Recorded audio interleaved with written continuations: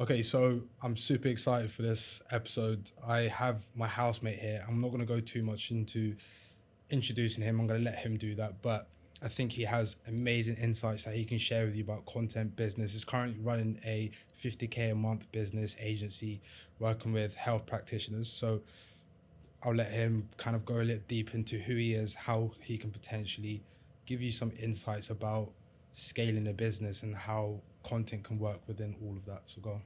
Let's go. Thanks for having me, bro. Always. My name is Archie O'Halloran. I don't know what camera to talk to, but my name is Archie O'Halloran. I run a content marketing agency for health coaches and practitioners, primarily in Australia, but we're not really limited to what country we're in, and we focus mainly on short form content. And we basically help our clients create better social media content so that they can get more clients, ideally in less time, but better quality clients at that as well. Nice, bro. So tell me about how this all started, the origin. Like, who's your first client? How did you get them? And yeah, we'll just delve deeper after that. Yeah, okay. So I guess before the business started, I was thinking about this the other day. Before the business started, I was, in my peak like party years. Mm-hmm. But in Australia, that was also around the same time that... How old was you? Like 18, 19, 20. Damn. But that was also like peak COVID times in Australia.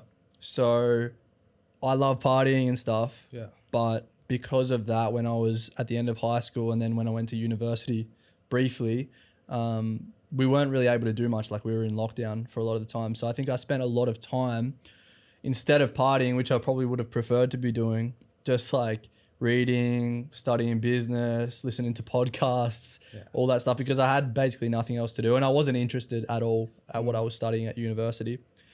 So I had like some labouring jobs, manual labour stuff. And then I moved to Queensland in the Sunshine Coast because I didn't really like where I was living, which is in Victoria, which is in the south of Australia. Moved there and again found more like manual labouring jobs. Hated it. And when I was growing up, I had always loved making videos, like video editing. Okay. And so I started kind of promoting myself just on like Facebook local community pages, telling people like, hey, I can edit videos. Yeah, I can edit videos. I can create content for social media if anybody's interested in growing their business. And I actually got a guy reach out to me for some reason. I had no social proof, nothing like that. But he hit me up and said, yeah, can you come and help me out? Like a post you done on Facebook? Facebook local community page. It's called, I think it's called like Sunshine Coast community page or something sick. Like that. Yeah, sick. This guy hit me up.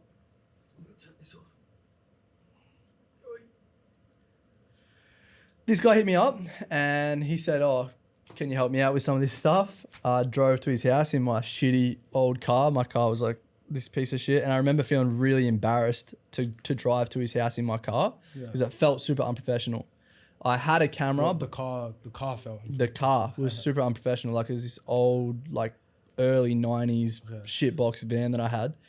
And I drove to his house. I had a camera, but I didn't have microphones. Yeah. He had microphones, luckily. Okay. And I filmed some content for him, like just talking head style. And then went home, told him I'd edit it. He paid me like $1,000. And I think he got like the ick from me or something like that because he didn't even follow through with the edits. He's like, just send me all the footage and like we can just call it. Why do you reckon that happened? I think for a number of reasons, he felt like it didn't really feel like it was congruent with the type of business that he was running. And I think he probably got a whiff of like my unprofessionalism and my inexperience. Do you think it was, like, for example, the car situation? Is that you telling yourself, because you're in that car, he's going to not like or believe I'm professional enough? Do you think that kind of trickled into the service that you provided him, or is just by happenstance? Yeah, a combination of both. I think like insecurity in myself, but also lack of confidence. Like you don't just get confidence from just assuming that you can do this stuff. Like I actually had no experience whatsoever. So the lack of confidence was because I didn't have experience. Yeah. Anyway, I did that. And then around the same time, my brother was trying to start making content for social media or at least videos.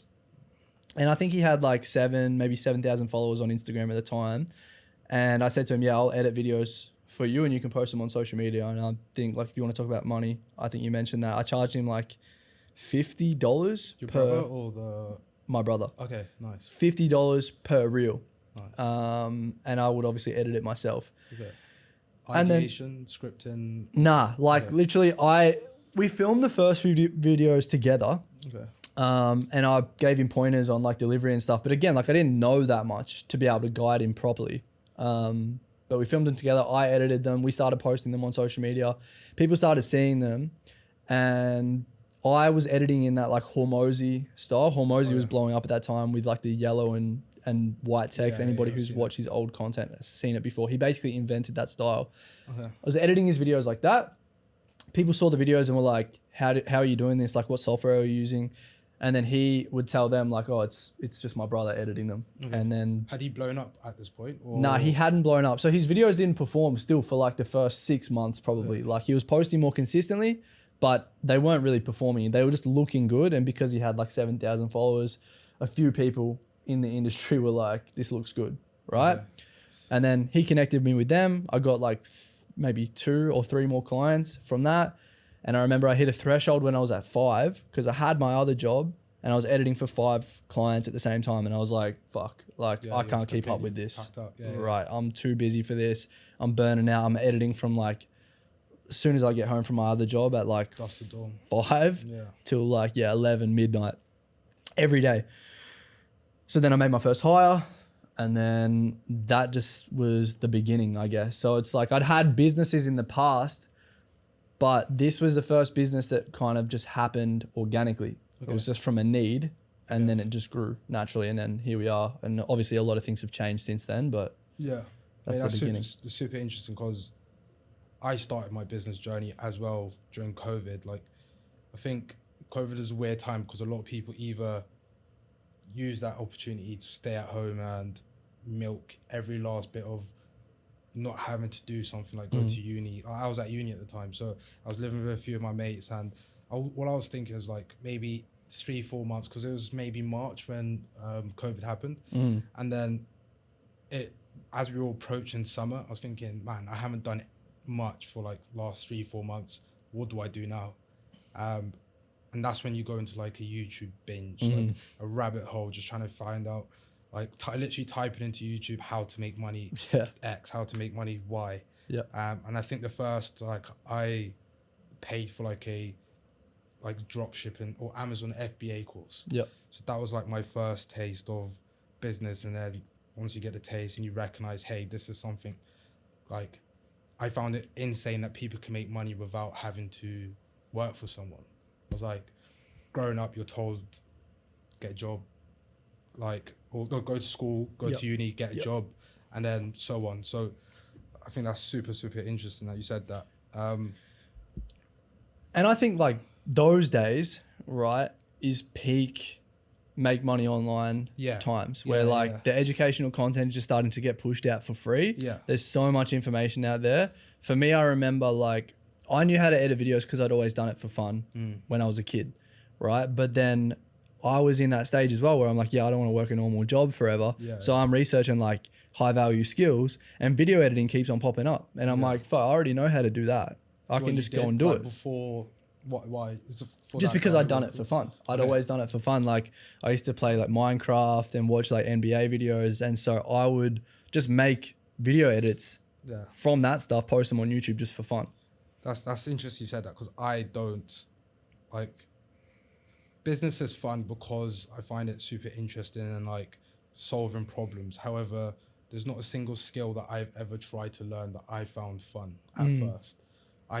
The idea of making money from it became fun. That was like, I was at that age when you're starting off, you're just chasing money. You're not really chasing freedom, or freedom actually you are, but you're not chasing like a lifestyle out of this. It's just, how can I make as much money right now? And so that's how it all started for me. But let's get back to your agency. Like, what's one thing that someone or no one's had ever told you about running an agency? Because obviously now you have a few clients and you've been in the game for a while. Like, what's the one thing no one had told you about the troubles, the good stuff about an agency that you're finding out right now? Well, I wouldn't say that nobody told me this, but I do always think of it because one of my first mentors did tell me this, which is in my circumstance, which is the same circumstance, we obviously have a creative agency, right? And I've always been a creative person. But that transition from when you're just doing all the editing and stuff yourself to then hiring people and becoming like a business owner, that time, like when that happens, is a conscious decision where you shift from being a creative to a business owner. Okay. And so for anybody who's running like a creative business, who's just like a solopreneur at that point in time, like when you make that transition to hiring people and you want to scale, you immediately go from being a creative to being a business owner. And that's a pretty hard time, like when you've built your business based on your own creativity and your own creative control, because then you have to relinquish a lot of that. And then you have to focus on other things like maintaining culture, keeping people on track with their deadlines, paying people, doing all these finances, making sure the ship stays on course. Whereas before it's just like, you pay me, I edit some videos for you, and we're all like, it's happy days, right? Did you say video editors were the first? Yeah, that was the first hire that I made. And even to this day, it's part of the main reasons why people hire us. It's because it's a really great skill to have, but no matter who you are, if you're going to do it well, it takes time. Like it's such a time suck. And that is one of the major appeals for our agency, which is like, these people can edit videos, but they can't do it as good as we can. Okay. And no matter what, it takes them way too long, right? And they want to focus on running their business. We work with health coaches and practitioners. They want to focus on coaching their clients. They end up spending like 6, 7, 8, 9 hours a week editing videos. And they never, ever started out thinking, I'm going to have to do this. But then they're in this social media age and they have to. So we basically, I think I already told you this whilst we're at home. So we added like a sticky offer to what we're currently doing with the YouTube stuff. And because a lot of our clients were just wanting to get editing service. And I realized that and I said, hey, why don't, like I have the editors, I have like probably very basic systems to provide just editing service. Why don't I actually start marketing that? So we ran some cold ads to clients or potential clients. And probably the biggest feedback I had, and maybe you can like give me some insight on how I would overcome this as well, is like it's not really attached to a tangible outcome. And like that's also an issue we're having with our agency as well. But with the editing service, like it's not attached to a tangible outcome. Therefore, I can't charge what I think would be good, because if you get editing good, even though I'm not a massive believer in high retention edits, monkey brain edits to catch people's attention, because you are at the end of the day bringing the wrong type of person to your content. So I think there is a balance, and we can discuss that afterwards as well. So how would you sell an editing service and attaching it? Because like, yes, time is an outcome or tangible outcome that you can help them with, but it's not enough for them to pay an X amount, for example, a high ticket service. So how do you kind of go about solving that particular issue? From a video editing perspective, it's a great selling point. But video editing alone, because of all that information that's out there, like this is a high value skill and blah blah blah, it's become very commoditized. And so there's so many video editors out there, and you can just pay someone off any platform, right, to edit your videos for you, and they're going to be able to do it at the standard that you need, right? And so just having that alone, if you're going to sell your services and if video editing is going to be part of that, you need to be able to sell people on not only the editing, but the meat of the actual content. Right. And that's that stuff. That's the biggest differentiator between like just a video editor and a content agency that includes video editing. It's like, we like to say good video editing can make a video maybe 10% better, but bad video editing can make a video 100% worse. Right. And so what you're really selling is obviously the time saved from video editing, but then everything else that goes into that. And that's one of the main things that we focus on in our content. It's like hooks, scripts, call to actions, what happens if people comment on the post, like are you actually generating leads from the content? Because they might save time by paying for a video editing agency, but if it doesn't get any outcome for them, it's not really time that's worth being saved, right? You might as well just do it yourself and still get no outcome from it. So Yeah, that's how you differentiate yourself as a agency, content agency. Yeah. You need to be able to guide these people on the things that actually matter within a video. Because I will be the first person to say that like video editing is great from a time saving perspective and from an authority perspective to make your stuff look really good. Yeah, it looks like you put some time, effort. Yeah. And you're investing in yourself. Exactly. So right? I would say that's not, go on. But it's not going to be the thing that moves the needle. It's not going to be the thing that makes your content perform, because if you have amazing video editing, but the topic sucks, the idea sucks, the hook sucks, the rest of the video sucks, the video editing is not going to save it. For sure. So the reason why we actually started the service is because of the feedback we had from clients. So they just want editing service, and like you give your audience what exactly they want, right? However, I know, you probably know as well, running like content agencies, seeing a lot of people in the content space and spending a lot of time on social media as well, that editing isn't the thing that moves the needle at all. However, clients do think that because it's like the vanity thing, right? So they're all chasing views, they're chasing like all the things that don't actually result in what the main goal is, to grow the business and grow the revenue, right? So tell me about vanity metrics. Is that something that where does that kind of rank within your order of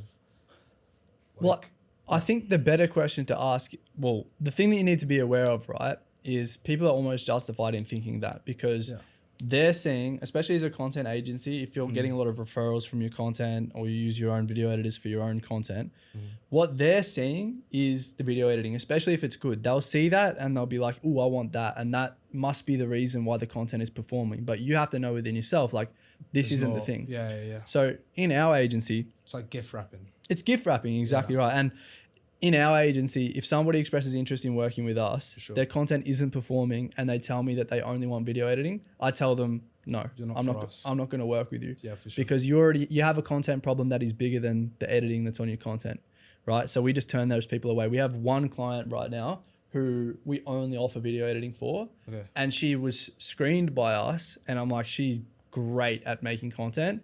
She's just bottlenecked by the video editing. So I'll offer it to her. But anybody else, I'm only going to work with them if they are willing to work with us on like their ideas, topics, filming, everything else that goes into a video as well. Tell me about the full service. What is it you provide? And then I want to delve deep into one thing that moves the needle. But first is obviously just talk about the service. Like as a content agency, what is it you do for health practitioners, health coaches that gets them from point A to point B? Like if you can break it down into, for example, pillars. Yeah. Okay, well, it's good if I start from the start, because obviously, like I said at the start, we used to only edit videos for our clients. It was good, saved them a lot of time, blah, blah, blah, but people churned, right? They always churned. And it was because even though the video editing was good, the content still wasn't performing. So then we transitioned into helping not only with video editing, but then also with, like I said, ideas, topics, hooks, call to actions, and then that's a script. Still staying within the content. Yes, yeah. And then even beyond that, we started telling people like, this is what you need to film. This is what you need to fix from a filming perspective, audio perspective, lighting perspective, because all these elements go in, and I personally think they matter more than video editing. Okay. Then we introduced all of that, right? And still people would churn from our service, because then even though if the content was performing, the video editing was great, they didn't know how to convert people in the background. Yeah. And that is the main thing that's going to keep people around. They need to be making money from their content. Like a nice to have to a must have. A must have, exactly right. So then we transitioned into, because we'd seen inside so many successful health businesses, we transitioned into helping them generate leads with their content with like comment call to action, automations for free resources and email opt-ins. And then even one step further than that, now we help them with offer creation and sales processes. So they realistically should be able to come to us and sometimes have pretty much no idea about marketing or business, as long as they're a good Is it help done for you? So a majority of our stuff is done with you. So obviously video editing is done for you. We do all the video editing. Yeah, of course. Scripting is done with you, because what I feel like is important for content creation is if we go out and tell our clients we're going to script, we're going to script for you from top to bottom.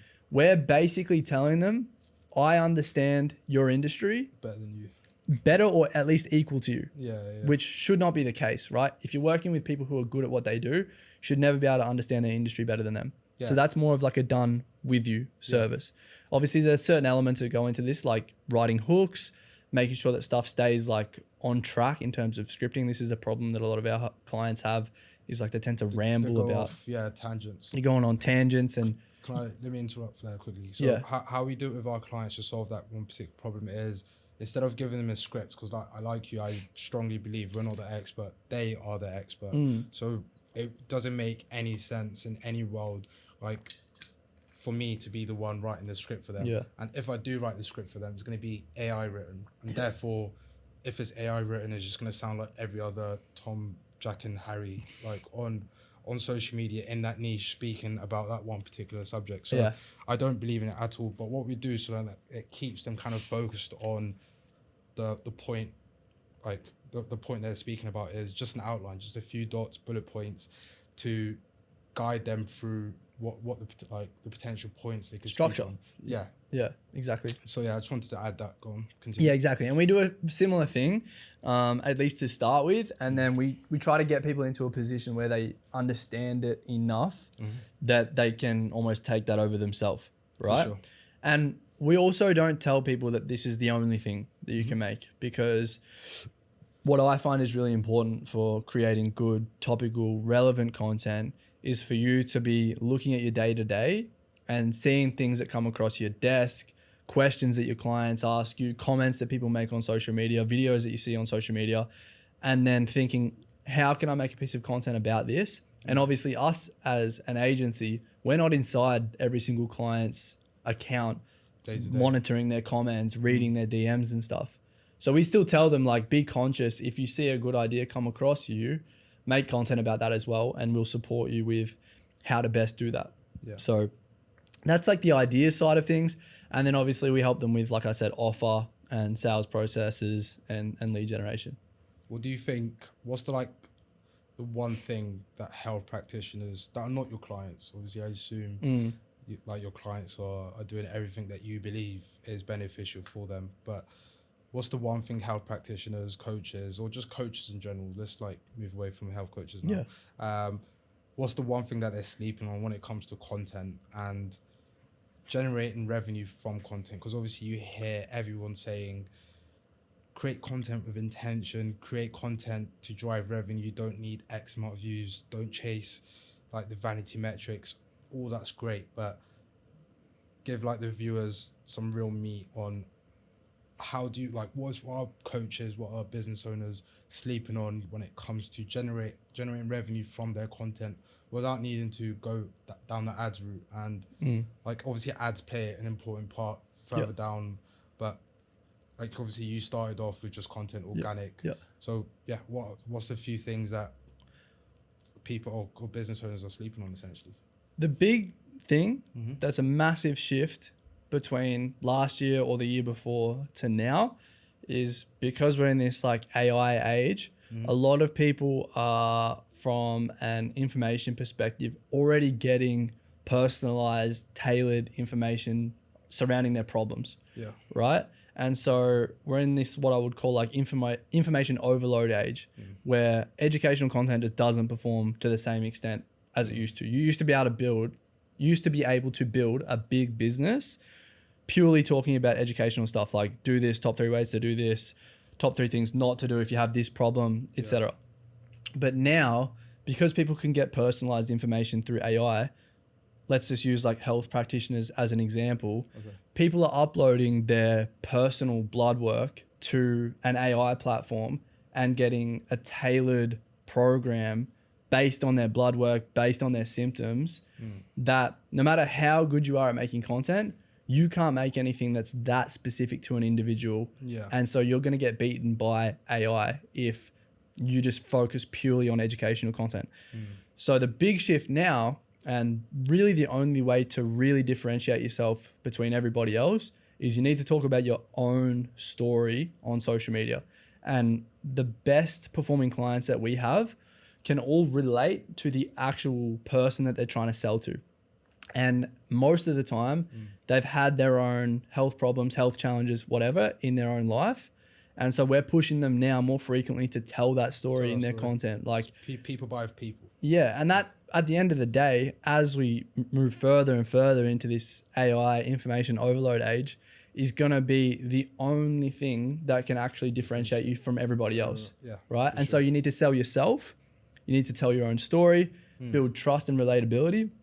And then that's going to be the thing that gets people to want to work with you, because they can get the information, but the thing that's missing for most of these people is the level of support and accountability from somebody who they can relate to and who has kind of been through the journey and is now the person that they want to be like. Yeah, mate, I 100% agree.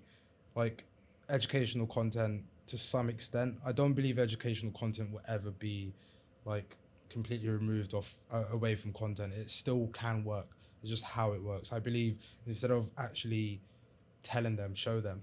That's education as well. Like, when your teacher goes in front and does a math like equation and shows you exactly how to do it and then gives the actual result at the end, that's so much better than telling them how to do it. If you do that and you do that, it's like it goes through one ear and leaves the other, because there's 100 different people doing that. So I definitely see educational content changing from its old state of telling people and going to more showing them. And if you can show them, you like show the process of going from point A to point B, and someone sees that and if obviously you're all posting all the stuff about yourself and your story, and you've built that trust and you got them to understand that you are the expert by showing them, I think that's kind of in my opinion, that's the direction that content's going in when it comes to converting people from that content.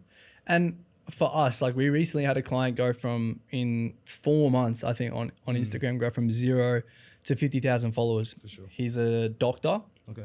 And he's been practicing for like 30 plus years, right? Super educated guy. But the content still that performs best for him is not purely educational lens. It's like, I had this client who had this problem. This is what we did, and this is like the outcome that we were able to create for this person. And so it's educational, but it's anecdotal as well. Okay. So it's telling people what can work for specific pain points, specific problems, but then obviously attaching a real story to it. And that builds a lot more trust than just saying like, hey, if you have this problem, do this thing, right? Because it's like, this person who you can relate to had this same problem. Okay. We actually did this thing. Like proof. And we got this outcome from it. And then also, like, from a personal angle, a lot of the content that he'll make will be not so much, if you have these health issues, you should not do this or not do this.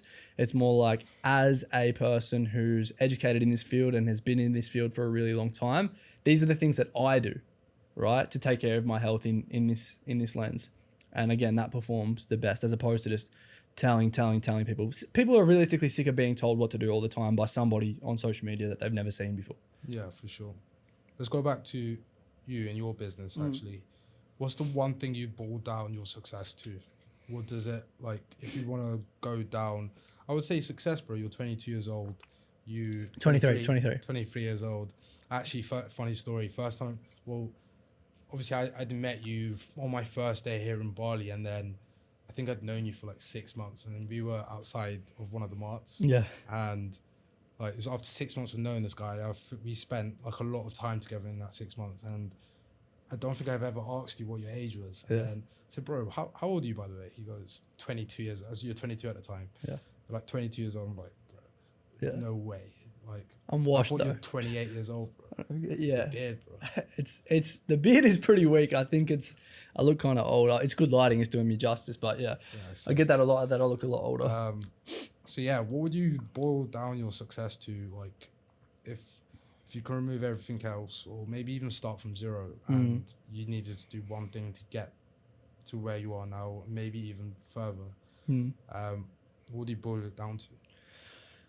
I think from a foundational level, you have to take really good care of yourself if you're going to build something that's solid. And I think that that's one thing that I've made a real effort to do from day dot. I'm like, I can't let myself fall off the rails. Like, I'll be the first person to admit I probably have like addictive personality. And and so if I let myself fall into like bad habits, they'll just compound. And so self-analysis has been one major thing for me that has helped me kind of stay on track, knowing like, okay, man, you've been super unproductive this week. Lock in. Why? Yeah, like just look at yourself in the mirror, like Yeah. what's going on? Like what can I do about it? What's the reason for that? So self-analysis and taking really good care of my health as well. That's a major one. But then also just having this mindset of constantly learning, right? I think that there's a lot of younger people, and I think it's good to use the frame of a lot of younger people that are out there that find something that they feel like potentially is a good business that they should run, and then just build it and then just push it as hard as they possibly can without trying to get any real understanding or feedback or anything like that. And so you see these kids on social media, like they blow up massively, right? 100,000 of followers posting about how they're making like 100, 200, 300K a month at like 19. But these guys never, ever, ever last, right? You see them for a while, you see them for like 6 months and they don't last because what they do is they build these businesses, scale them, start to get bad feedback. People start leaving bad reviews. The Reddit threads start going out. The YouTube videos, like I bought this guy's course. This is what happened. And then slowly that just eats away at your reputation, and then it's impossible to get that back. So something similar. So my first business, I don't think I've ever told you, or maybe I have. So like a lead gen business for, I think I told you, a lead gen business for solar companies, and I'd left my company, or my 9-to-5 job. So after uni, 1 year in a 9-to-5 job, I'm like, hey, this isn't recruitment. So that's why I picked up sales, picking up the phone, doing like 50, 60 dials, and I'm like, cool. I think I acquired the skill of picking up the phone and just talking shit. So I think I saw, I don't know if you know him, what's his name? Jordan Platten? No, I don't know him. Jordan Platten, and then there was some other guy. Anyways, so I saw them, they're like agency SMMA people, right? So, and they're like, cool, find local businesses and help them do their marketing. So I'm like, sound like easy, I could do that. Yeah. Done a binge into his YouTube content, free content, to understand how to get even minimum results. First we'll get a client and then get them results, and run some ads, got some clients within like a month, and then I done it per lead, so it's like £50 per lead. But I was making it rain after like 3 months. I'm thinking, what's like no feedback loop. Literally, this is why I'm talking about the story. There was no feedback loop. And looking back now, I would have changed a few things. I would have got some help. I would have made it into like some sort of structure where I could improve and get better results for my clients. And like, because I had my first client I remember him very well. I had such a good relationship. I went to go meet him down in Bournemouth in UK, England. And like, we hit it off, like, this is sick, really sound guy. And I got him really good results because the ad that we created for him just popped off.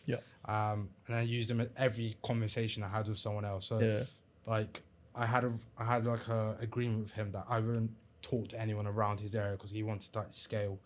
So I went to the other side of the country and I show them his results. I'm like, bro, I can get these results with this person. I guarantee I can get it for you. And I think that one didn't really work. The third one, like, basically I didn't know how to get the results. So by off chance, the first client just popped off. I was doing like 20, 30K a month, and like zero feedback loop, zero ability to repeat those like results for them. So it's very interesting you said that. And I think I also see that a lot with content. Like, I'm seeing a lot of people pick up a phone, they record one video, get really good results with that one video, and no intention behind how they got those results. And then all the following videos they create, especially on YouTube, just flop, and then they wonder why it didn't flop. So I went off a bit of a tangent there, but it's funny. It's like having no feedback loop and doing that self-assessment and actually understanding how you got to those results is just as important as getting those results. I think. And being able to repeat it for other people and like not get ahead of yourself. Not make any false claims or promises or guarantees to people where even if you were confident in it, if you genuinely can't guarantee something, don't guarantee it. Yeah. All right. But that's the believe problem that that as a well. lot of people will get Yeah. into. They'll just guarantee stuff out the ass, not deliver, build a bad reputation, and it just eats away at you. And then I think the other thing is realistically, you just got to be willing to eat shit for like a year, 2 years, 3 years. I remember listening to a lot of audiobooks and stuff before I started out, and I still do all the time, like listen to podcasts and stuff like that. But having like a long-term mindset. And I remember starting the business and consciously reminding myself like, yeah, I'm willing to do this for the next 10 years if that's what it takes. Without seeing any results. Yeah, without seeing results. Like, I'm willing to do it for that long. And then if you go in it with that mindset, that allows you to, like you said, create like the solid feedback loop, keep on improving, keep making small changes here and there, and not pushing yourself too far ahead to the point where you can't maintain the things that you're telling people you're going to maintain. Because I don't know what the quote is, but it's like it takes 10 years to build a reputation, but it takes one bad decision to ruin it. Yeah, I've seen that. Yeah, for sure. What do you think about those people that do something for like 6 months and then just start teaching people how to do it? I hate it, man. I've made some content about this recently. I hate it, man. And I think for me, I just made a piece of content about this, which recently. For me, the biggest red flag is people who promote themselves as being a business coach, entrepreneur, whatever it is, mentor or whatever it is, because they had a successful business and they can teach you how to run a successful business. In my eyes, nobody with a genuinely successful business would ever shut it down and leave that business to teach other people how to do it, because it's either not successful to the point where it's a business that you actually want to be in. So like that's your reasoning for leaving, or you figured out that it maybe isn't as easy as you thought, but it is easier to just teach somebody else how to do it. I think there's a caveat to that though. I think some people have very successful businesses doing the business, right? But then some people just have an innate nature to teach, to help the person they were once. I can openly admit that one day I wouldn't do it until I have a straight book of business type of like situation, and hopefully by building in public, we're gonna get less people like that. But I want to potentially, like maybe 10, 15 years from now, help that one person, because God knows that you do need a bit of guidance, especially it can be, you can get lost in the source of like building a personal brand, making content, navigating the difficulties with sales, marketing, building the back end of a business. So and I have no issue with that. Yeah. My issue is more like, all right, if it's a successful business, do both, right? If it's that successful, then you should be able to do both. Yeah, for sure. Right? But if you have to drop everything in order to do the other thing, then it can't be that successful, because you haven't figured out a way to make it continue running while you're doing another venture. Sometimes it just makes more money, bro. Yeah, maybe it makes more money. Yeah. Right? Maybe. So you just got going from one successful business to even more successful business. Maybe. Yeah. But I feel like that's pretty uncommon. Yeah, for sure. Okay. I want to go back to more social media stuff, because last time I checked, you had 320 posts on your business Instagram, right? What you're optimizing for? What's the number one thing that you are aiming for? What's your intention behind your content? Good question. I think, like I said before, the biggest shift that I'm trying to make is more me. It's more about me. Like, this is what I'm feeling today. This is personal brand. Yeah, what I'm doing. I'm moving away from more like just purely educational stuff to then talking more about my own successes, but also my own failures. I think failures is probably more important than anything else. There's a guy that I love on social media right now. His name's Giuliano Massarelli. I think you know who he is. Yeah. And what he does super well, obviously a very charismatic guy, makes awesome content. It's very fun to watch. But what he does better than anybody else is share all of the shit that goes wrong, right? He's doing this. For anybody that hasn't seen any of his content, he's a what is it, a sales rep for like life insurance or something like that. So he's on the phone, in the ground, doing these calls every single day. And the nature of sales is you're going to get people who get pissed off, right? But most people would never share the bad calls. And that's kind of the thing that he does better than anybody else. He constantly shares the bad calls to show people like, this is the raw reality of it. Yeah. This is what it's actually like. But also, this is how I maintain my character despite that, right? And I think that that's very refreshing in a world of people on social media who only post the success. Show the good. Yeah, they only show the good. They only show the successes. Because back then, showing the good was the only thing that worked. And like, I think we discussed this the other day. Like, a lot of people can show fake good. Yeah. And it doesn't. I think the level of trust nowadays when it comes to content, like, I don't know if you've ever been burnt by any type of mentor or coach you've bought or something like that.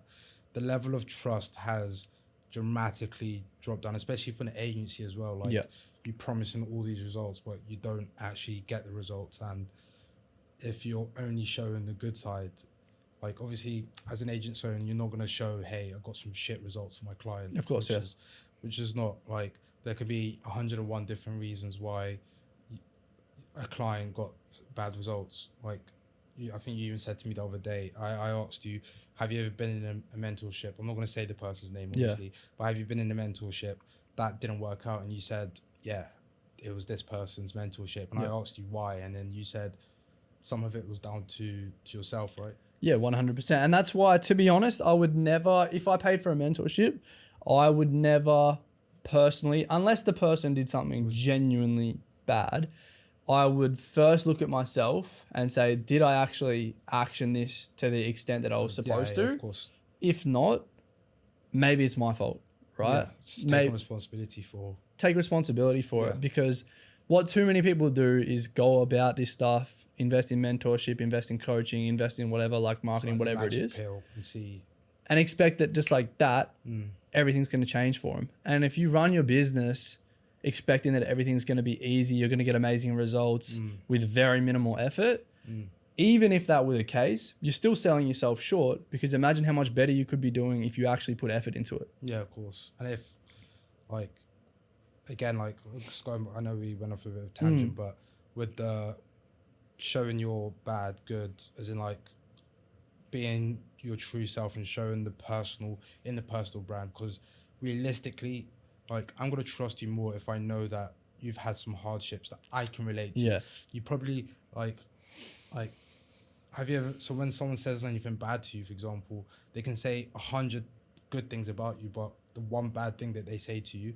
it's probably going to stick a little bit more. Yeah, 100%. Right? So I think that works exactly the same way for content. Like, if I see, or if I relate to a hardship that you faced and you have documented, like, how you've overcome it or your mindset around that particular hardship, I'm going to probably trust you 100 times more. And like, again, like, trust recession, everyone's posting the content, there's information overload. I'm going to trust you so much more because of that like, the transparency, the honesty. The transparency, for sure. Exactly. For sure. So you're optimizing for, so I don't think you really are, like, we went off a tangent. So what you're optimizing for, what's the one thing you're optimizing for when it comes to social media? Is it views? Is it revenue? Is it personal brand to, like, be more known in your space? Like, what's the one thing right now that's most important for you? Revenue is always king. Revenue's king. And this is one of the best pieces of advice that I got from actually the mentor who maybe didn't get the dream outcome that I wanted to. But one great piece of advice that he gave to me, and I'm sure many other people, is like, there's levels to what people actually want, right? And a lot of people don't necessarily know what they actually want. Yeah. But in terms of content, it's like views is down the bottom, right? Because you can get a lot of views, but at the end of the day, if it doesn't mean anything, like doesn't convert to any actual outcome, not that important. Views are at the bottom, right? Next level up from that is followers, right? But then from a business perspective, it's leads, sales, clients, money, like revenue, And then maybe even profit would be a step above that. Because at the end of the day, like, you're working with business owners, and views, followers, whatever, are just a vehicle towards the actual outcome that they want, Yeah, for which sure. is money and clients. It's because they associate views, the vanity metrics as, but I think that's also like, we live in Bali, man. We know a bunch of people. Well, I think there are a bunch of people that have hundreds of followers, And they're broke. hundreds, exactly, and they're broke. Yeah. But they look rich. Yeah. So again, this is fake content, and because your clients or people associate views with rich, and their minds kind of been brainwashed into thinking that it makes it harder for example, you and I to explain, hey, views do not matter. If you can really focus on the back end, the content, and actually making your content into a revenue driving, because it's like, it doesn't just automatically go from 0 to 20, 30K from your content. I think that views and followers are purely a reflection of opportunities. That's it. Yeah. Right? If you can get lots of views, you can get a lot of followers, you've got more potential people opportunities, to sell to, right? But I can tell you, after being inside probably close to 100 health coaching practitioner businesses, there is almost no correlation between how much money they're making and how many views or followers they're getting. Because if their offer, for example, doesn't run parallel with their content, boom. They're not going to make money from it. Yeah, and right. On the flip side, like, you're going to have bad people watching your views and watching your videos, and the algorithm's going to keep sending bad people because they're realizing these bad people love watching your content. Yeah, let's ruin his whole And the algorithm doesn't give a shit about how much money you're making. How much money you make, right? They only care about getting you views, and this is the problem. Like, mentally, that a lot of people struggle with on social media is just automatically assuming if somebody's got a lot of followers, they're doing well. And so then the problem kind of snowballs, because the people who want to do better in business are seeing the people with bigger followings making content who they think are doing well on social media, but or business wise, but actually aren't, and then replicating their content, right? And they're not making any money from it. And so there's so many people now who are just like making all these viral style formats, whatever it is, not getting any outcome from it. And then they're thinking, well, I did the same thing as him. I got views, I got followers. I'm not making money. And it's like, yeah, because you don't have a fundamental understanding of what actually makes people buy. Yeah.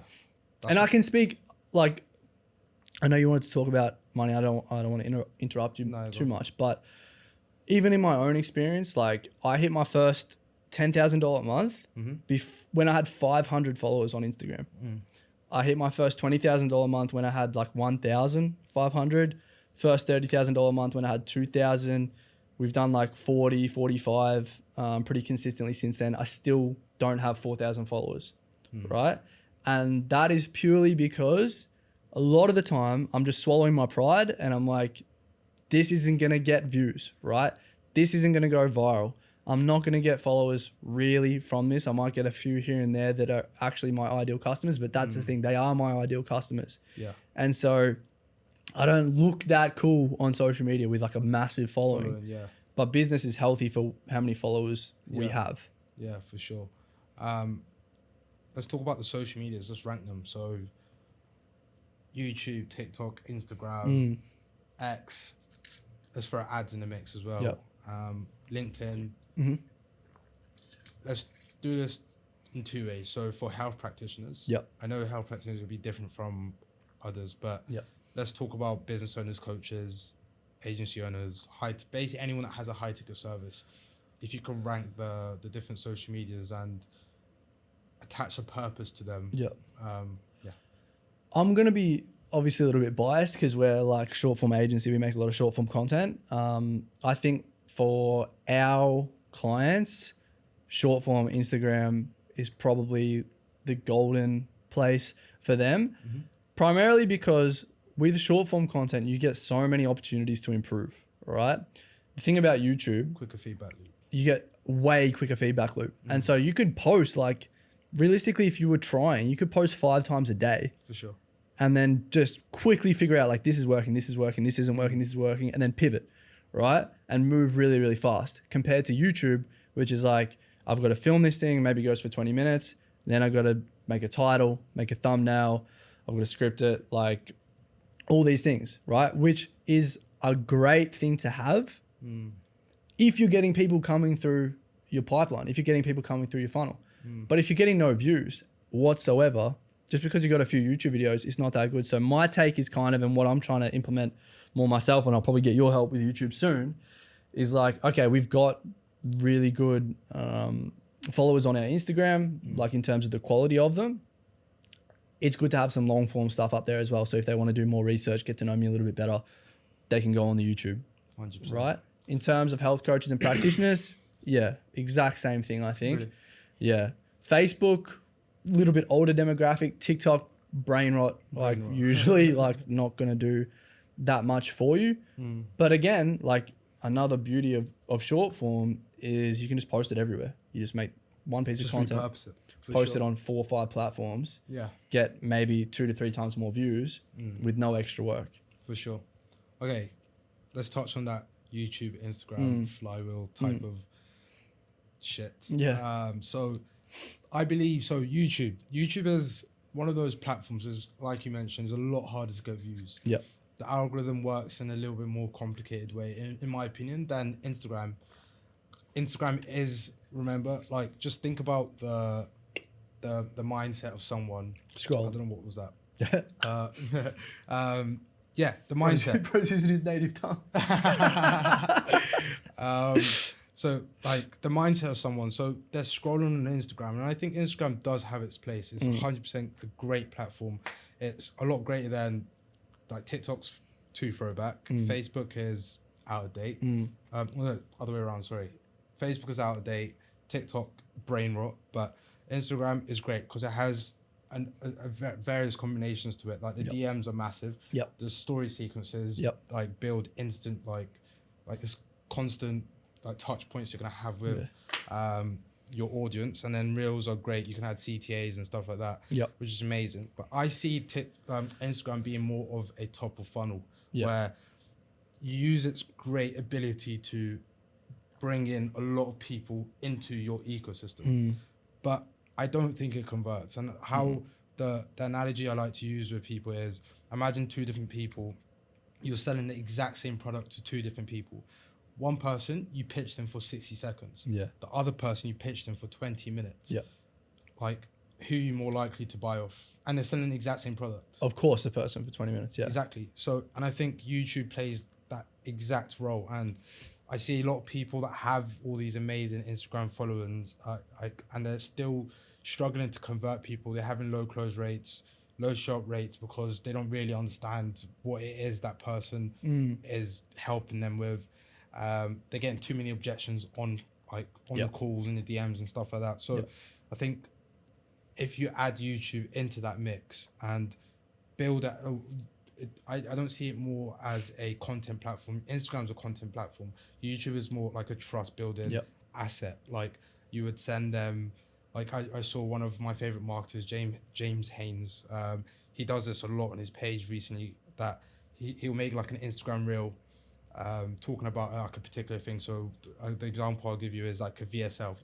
He talks about VSL, how his $1 million students are using VSLs to achieve XYZ from their VSLs and landing pages.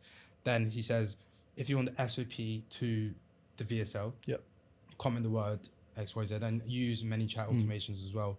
And then in the DMs, he'll send them a video of him going over the SOP. And I thought that was insane because, like, have you seen Google's 7-11-4 rule? No. So 7 hours spent with someone across 11 different touch points and 4 different platforms or something. 4 different platforms or locations.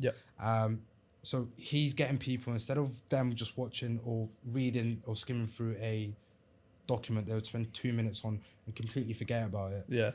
He's making them spend 20 minutes going through that document. He's just added 20 minutes to his 7-11-4 rule. Which, by the way, like I should mention, obviously 100% YouTube should use it if Yeah. you can do it well. Yeah. And if you can add it as part of your content strategy. But I would never tell somebody that, and this is important for people who are watching this or want to like go down the short form route and build better followings on Instagram, whatever.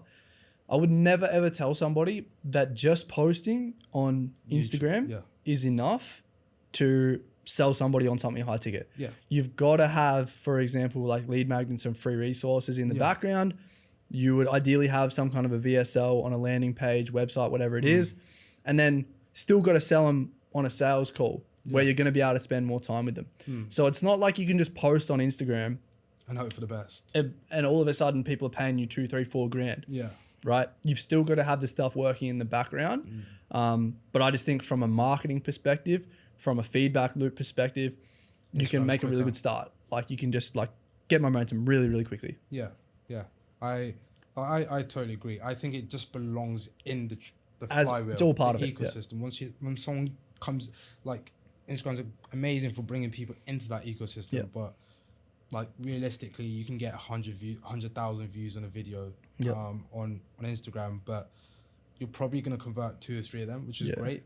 But you still have you're still leaving like water in a jar. I don't know what the thing would be, or the smart thing to say it, but. Well, I think you want money on the table. You're still leaving money on the table. I leave money on the table. I think you wanted me to put you on blast. We spoke about this before the call. I think you wanted me to put you on blast. Don't do it. YouTube's so good. Why are you not posting that much? It's true, man. It's true. Being busy helping other clients with their YouTube, and I started to. A lot of our clients came for referrals, and like we were so busy cracking down the skill of YouTube. Yeah, and it's a mixture of imposter syndrome. I think it's like I tell my clients a lot of the time that don't overthink YouTube or don't overthink content in general. Yeah. You should like, and again, I think it's easier to give advice than take advice. Yeah. And I think it's true. There's a term for this. I can't remember what it is. There's imposter syndrome as well, but there's also it can be a number of things, and hopefully with your help as a content connoisseur, he's not really a business owner, he's a content creator. You can potentially help me with posting more and kind of keeping me accountable. I think accountability is half my role. I don't know if it's for you to get clients to post, and 100%.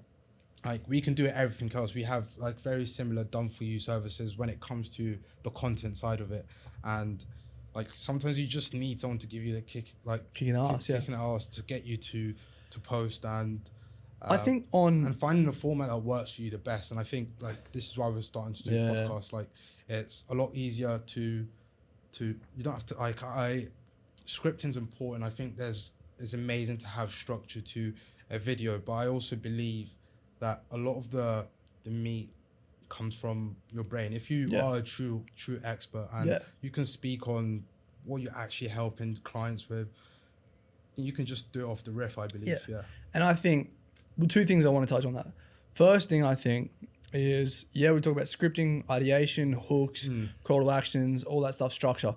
But if that is the thing that is creating a lot of friction for you between filming something and posting something, systematize it. Either systematize it or just accept that not everything you make is going to be perfect.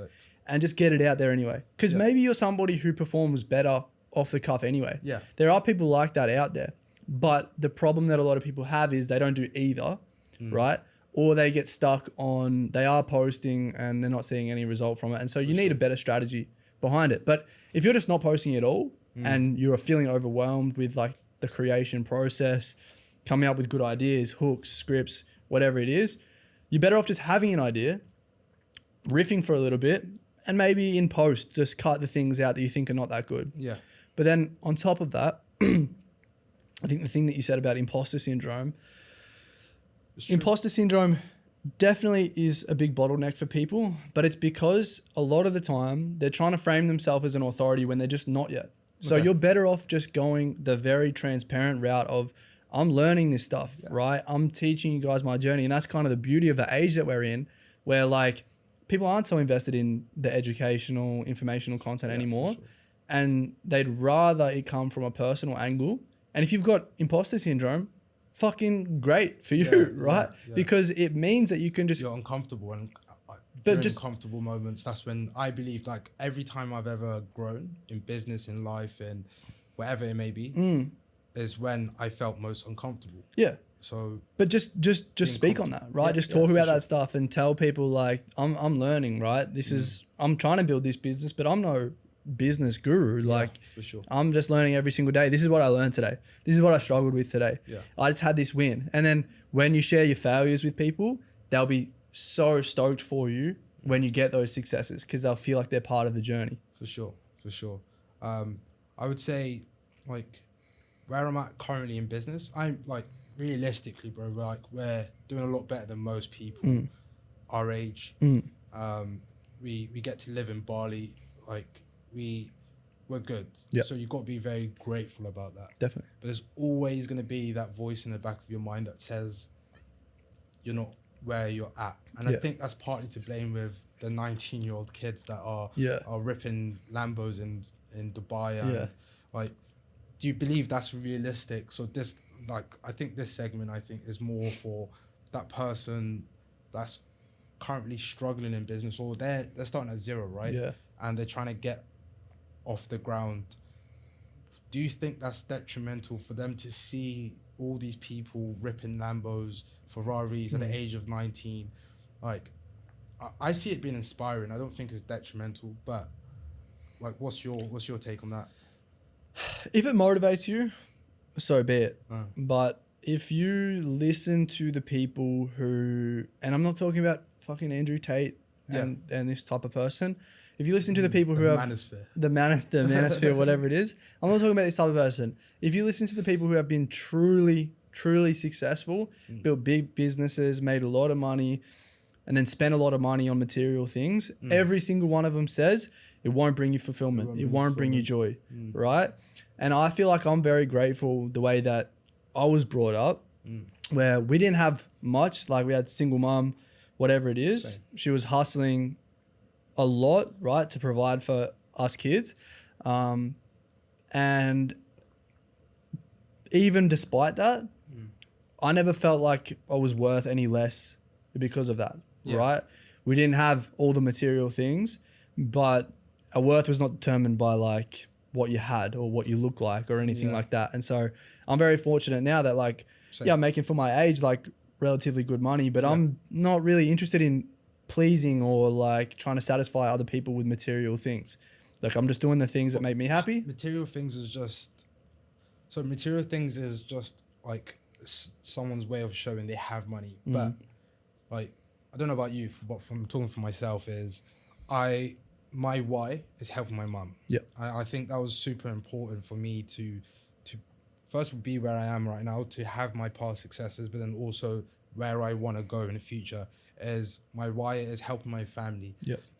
Being able to live life completely on your own terms, to have the opportunity to say yes or no to things on your own accord. And I think growing your business and increasing your revenues, that is important, or your profit, more specifically, is a vehicle that allows you to have all these things that are super important to you. Autonomy of your own life. Exactly. And I like a watch.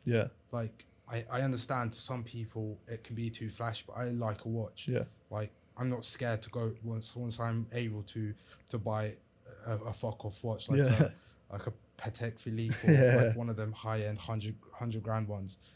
But I'm buying it. I don't care. Like, maybe like a Lambo, it's not really for me. It's too kind of. I had to remember on my bike last my XRS it was too loud, and I thought I was an absolute bellend.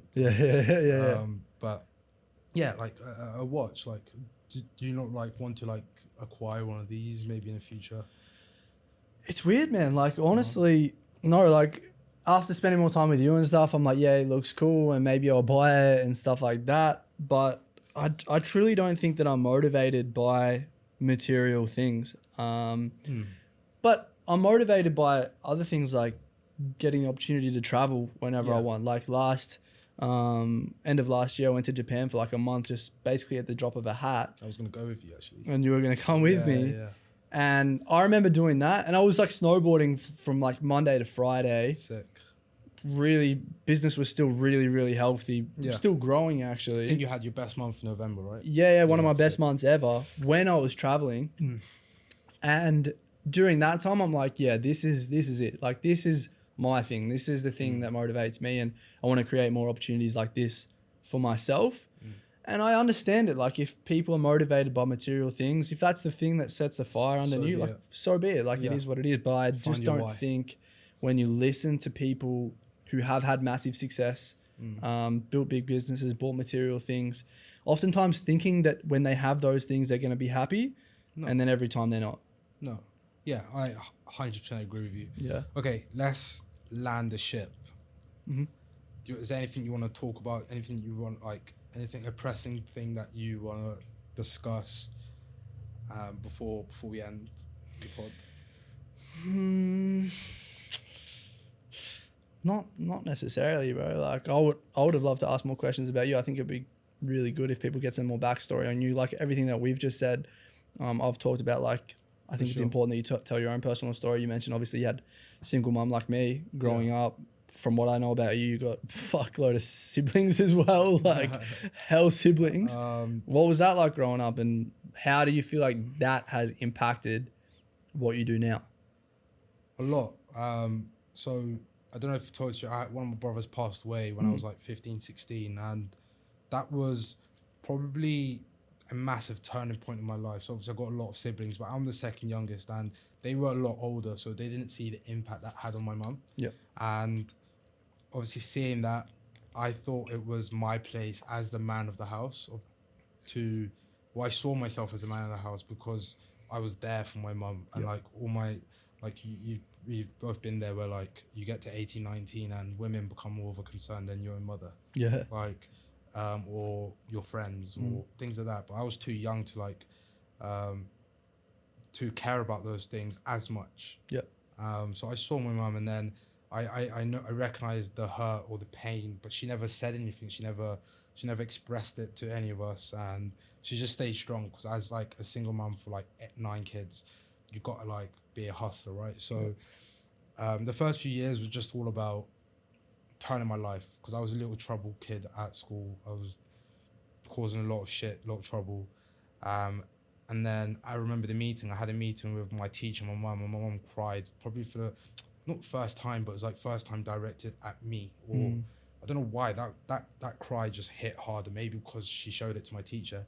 So I spent those years, 2-3 years, just fixing myself, got good results at school, and went to uni. After uni, COVID happened. Tried my hardest. I saw people making money. I think it was Samuel Leeds, is a UK property guy. I saw him making money from flipping houses like HMOs and stuff like that. I don't know if you guys have the same thing in Australia. And I saw that. Then I'm like, okay, real estate's the goal, but I need more of like an entry. So that's what I was talking about, the e-com stuff. Yep. Tried that, flopped it. Airbnb. So me and my mate. So I'm saying to you, so try and get my mates into more of the business side and try to think like me. I was thinking, who doesn't want to make money like working for themselves, right? Yeah. So we drove to Winchester, signed like 2 properties off a landlord, basically saying to them, hey, we'll pay you rent, X amount of rent per month, but let us put it on Airbnb. Sublease it, yeah? Sublease it, basically. Yeah. So we had two of those properties, and we just held it for the last 2-3 months and we didn't do anything with it. Like, why? Burnt money. Say again? You just burnt the money? No, just like so we got the first 2 months of the flat till we got it ready and looking nice for Airbnb. Yeah. Like looking back, man, that was a perfect place because they had a prison, they had the hospital, had so much potential to be a really good Airbnb. Like, there's so many hotels nearby, like, and hotels. It had a prison. Huh? What do you mean it had a prison? So like Winchester's like a small town in the UK. Yeah. So families would come visit prisoners, and they would need somewhere to stay. Yeah. It had a massive beach town area next to it, like, and people would obviously go to Beach Town and then go to Winchester. Yep. I had Winchester Castle, which is really famous castle, owned by the royal family. So it has so much opportunity to be a really good Airbnb, but we just didn't take advantage of it. So all that happened, and then went to like uni finished. Then I was thinking to myself, what do I do now? That didn't really work out. What do I do now? So got a job in London for a year and I hated it. Yeah. Then came during that year of working that job, I came to Bali actually, in February 2021, 22. And I saw people on their laptops. I said, what's this wizardry they're doing? What ain't they supposed to be at home working? Done some research, rabbit hole again, Jordan Platten, like I said, and I started my first ever business. That one closed down after not really knowing or not having that feedback loop that was going to allow me to scale this business further. So results started to go bad. So I was in Brazil at the time, so I decided to close down the business and enjoy my rest of my time in Brazil, which is probably not a great idea. But nonetheless, I enjoyed it.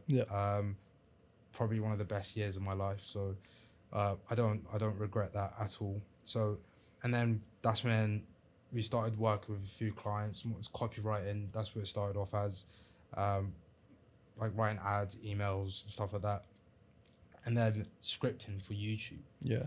And this is how we started with YouTube, like spending more time on the platform, understanding hooks, structures, CTAs, and then the first client I worked with, there was a massive incentive not incentive, but intention to not make videos for the sake of making videos, is make videos with a lot of intention. So every single piece of word copy that we were adding to the video, the titles, the descriptions, was all focused on getting people to book calls.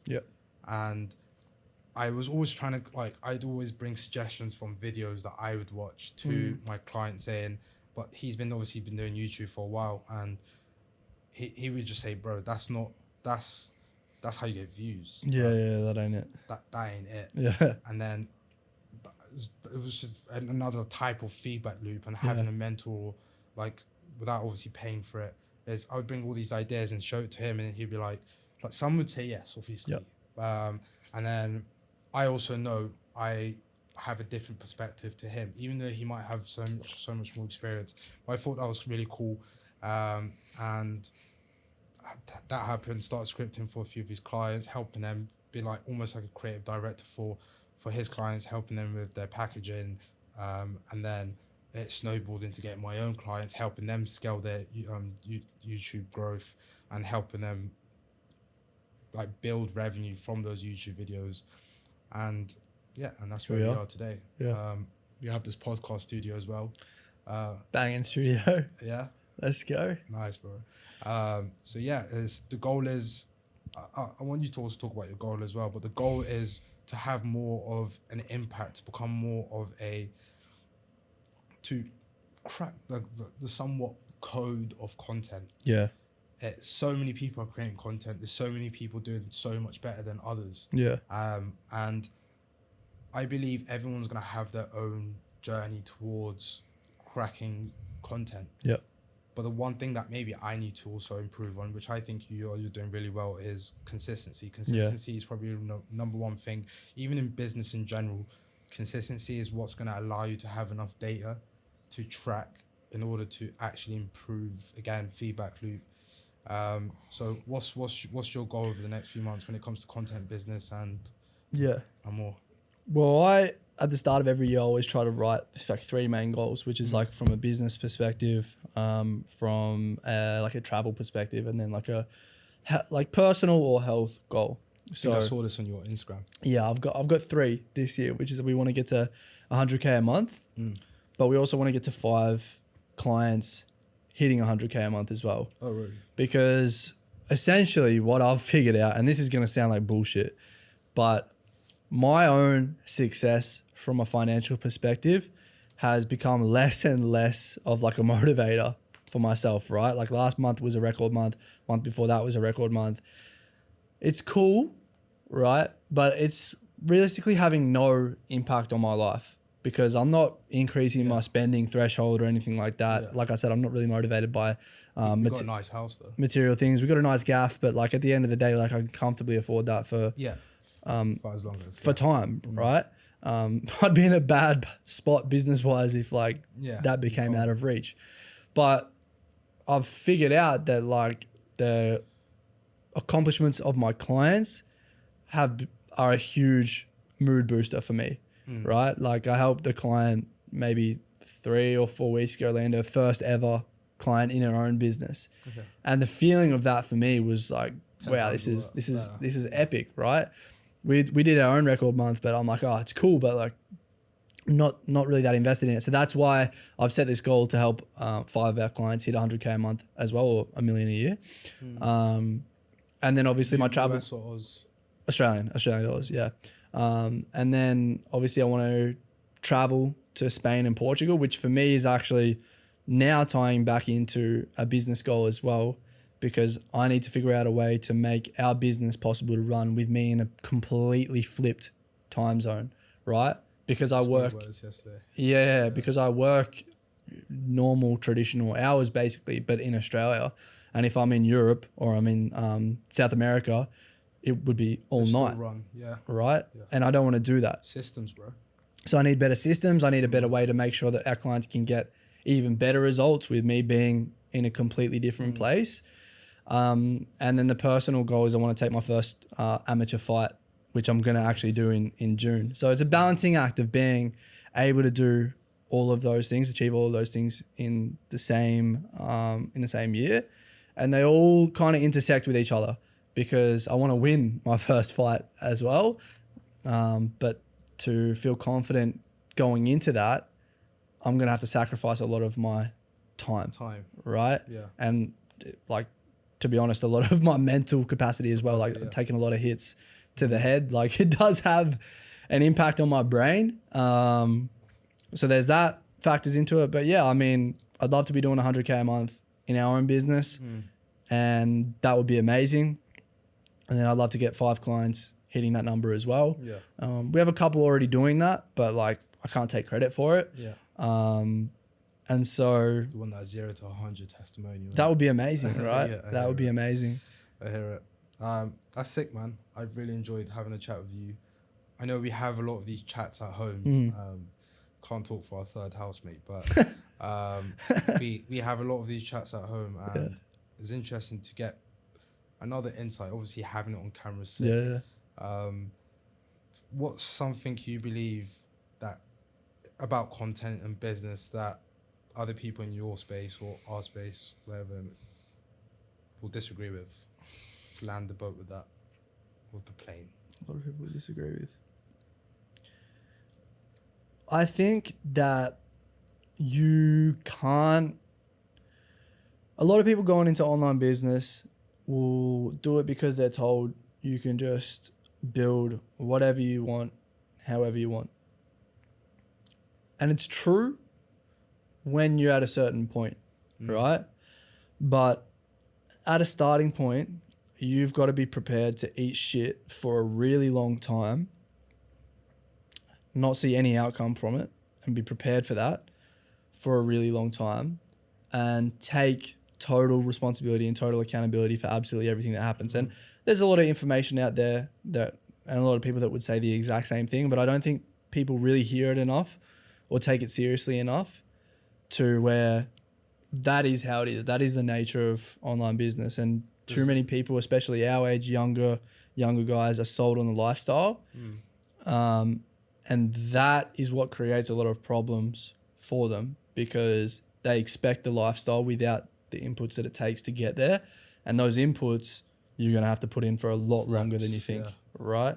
And you don't know shit, basically, when you start. And you got to accept that, be able to take on constructive criticism and constantly learn and adapt and be willing to do that for years, right? Yeah. This is not like business isn't just something that you just start and then... I love that answer. Is this the same for at higher level?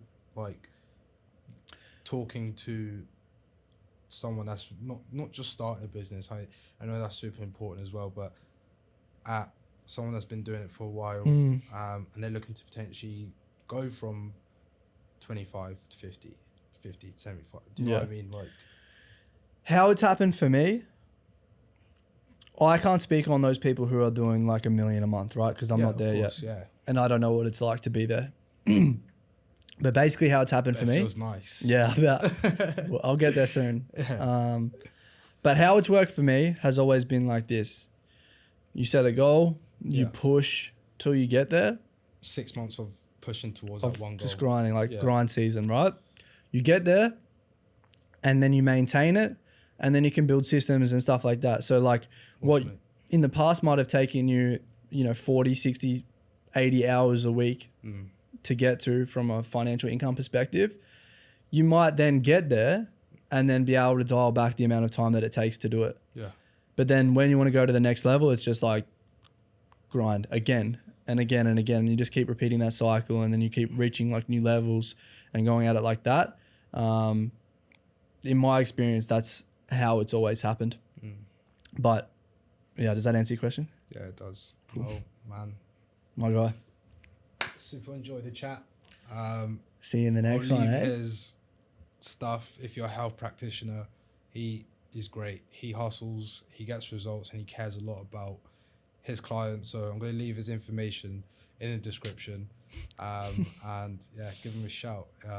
He is fantastic. Thanks for having me, bro, man. Same to him. Call me Same up. to him. Hit him up. Cheers, man. Let's lock in.